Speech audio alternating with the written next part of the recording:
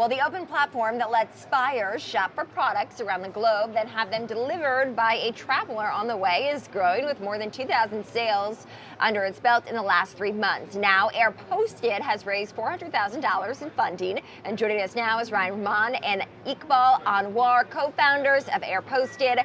Guys, it's great to have you with us. Thank you. Thank you very much. All right, how were you able to hit these kinds of numbers so quickly after launch? So there's a huge demand of products in subcontinent. You know, there's a economy of $4 trillion. There's almost 1.8 billion people live in that subcontinent.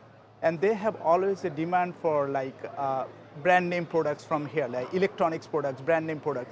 But there was never a affordable way to ship those products from USA.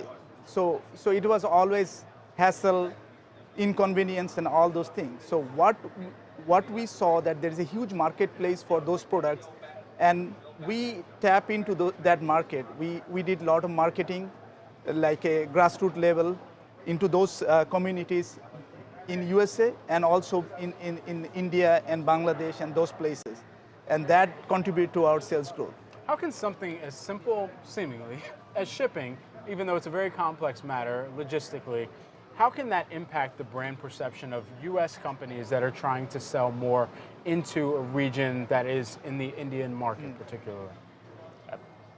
Yeah, go ahead. Absolutely, that's a great question, I think. So what we are slowly want to tag in with, like you said, larger US brands maybe, who could ship small items, small products very seamlessly. Because we're a peer-to-peer model. One of the best part for us is we have users who get products in 2 to 3 days. And it's like from here to India, which is like 12,000, 10,000 miles. Yeah. And this was unheard of in the past because any other traditional shipping companies could not do that. So that's where we come in. I think we deliver products very fast, very easy, without the hassle of all this costs, going to the shipping place. We just take it from them. We just connect it with the traveler traveling to that country, and boom, they take it. So I guess the question is, does it become cumbersome or clunky or a burden, right, at times for someone who's traveling to that country to take this along with them? Absolutely. So what we are that does become sometimes, and that's why we are connecting. We're just right now we are a platform, right? So we connect the shoppers to the travelers, and the traveler heading to that country, and we have like multiple travelers every week. So someone might want to carry an iPhone, someone want to carry some dress. So it's all based on what these travelers want to carry, depending on their luggage space. So if you see, what we are trying to do is sell the extra luggage space for the traveler, and that way the traveler also making some money on the process.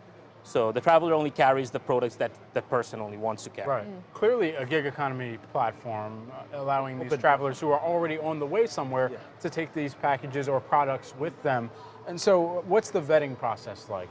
So we have a two-step vetting process. So whenever traveler registered in our website, we have all their information listed, and we do a very simple background check. We want to make sure that traveler doesn't have anything that. So it is very similar to some other vetting process done by some other website. So it's very similar, and we like to make sure that traveler carrying the products, like often some expensive products, they can carry safely, you know. So we like to vet them all the time. You know? Quantify the market opportunity for us, right? If people have never sort of been a part of this marketplace or had access to the marketplace, what is the potential benefit for you guys? So like you guys said in the beginning, we could always tap in the huge e-commerce market, especially from the US side to other subcontinents or Southeast Asia or Africa. So there's a huge market there. Then there is a huge market for people who want to send products or gift items from the US, and also vice versa, from India to back to the US, to family or relatives. Are we talking like millions? Millions and billions, billions of people? Yes. Yeah, I mean, you know that there are more than 4 million people from Indian subcontinent live here, and they always want to send their loved ones expensive stuff. But now what is their process? They have to go to FedEx or DHL or things like that, and it's not a very easy process. But now what we are trying to do that if you want to send anything to your loved ones in back home, we are actually making it very easy, convenient, and cheap. That's Okay, the whole thing. so let's say, so once the product then gets to India, for instance, or wherever it's going, then how does the person who wants to obtain that item, is it just kind of a case-by-case basis and how they sync up, or do they pick it up from a locker or something? What we do is that we have partnership with a local courier in India and in that subcontinent. So our job is to deliver there, and then they take it from there to the customer home.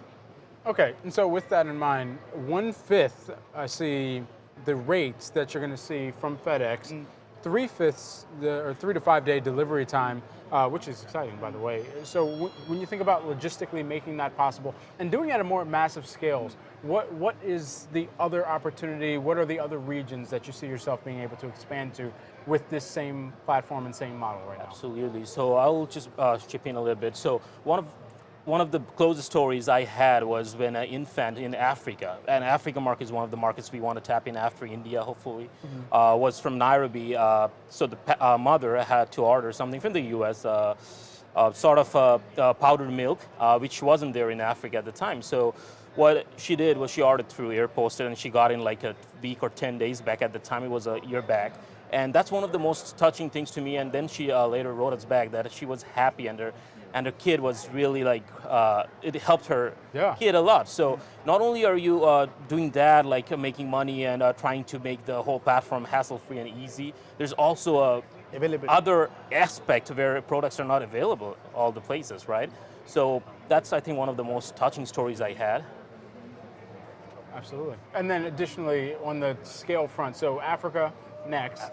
And then when you think about Canada, US, where are the other regions where you feel like this can really... So certainly, like we are now doing from USA to Indian subcontinent, Okay. but there's the same thing can be replicated to like Canada to subcontinent, Australia, and also like the Middle East, like the huge demand of some of the especially electronic items and stuff from here to Middle East, you know. So we are looking into that, but we are figuring out how to scale it up, you know.